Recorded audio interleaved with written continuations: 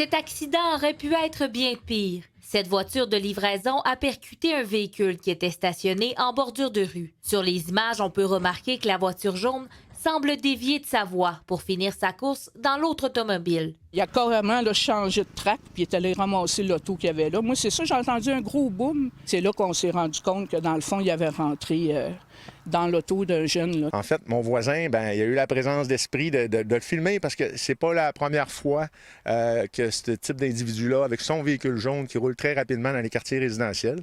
Moi-même, je l'ai constaté il y a de ça 2 semaines. J'étais à l'intérieur de la maison puis j'ai vu un véhicule jaune passer très rapidement. J'ai dit, il devait rouler 70-80 certainement. Là. Ça m'a choqué quand j'ai vu le vidéo également. Heureusement, personne ne se trouvait à l'intérieur ou à proximité. Une chance qu'on était au camping parce qu'on a un petit de 3 ans qui joue au baseball, au golf, puis que la balle part dans la rue. Souvent, il traverse comme sans regarder. Fait qu'on se dit, une chance qu'on était au camping parce que ça aurait pu être une histoire d'horreur. C'est un quartier résidentiel. Il y a une jeune famille qui vient de s'installer à côté. Elle a des jeunes enfants.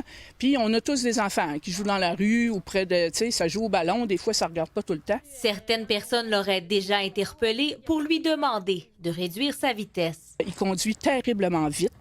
En fou, souvent, il y a des écouteurs de musique très forts pour ses oreilles. Il y a beaucoup de commentaires qui reviennent en ce sens que ce type d'individu-là roule excessivement vite à Chicoutimi-Nord, à Saint-Honoré. Les citoyens du secteur souhaitent sensibiliser la population à réduire leur vitesse dans le quartier. Là, il n'y a pas de blessés, seulement qu'il y a du matériel.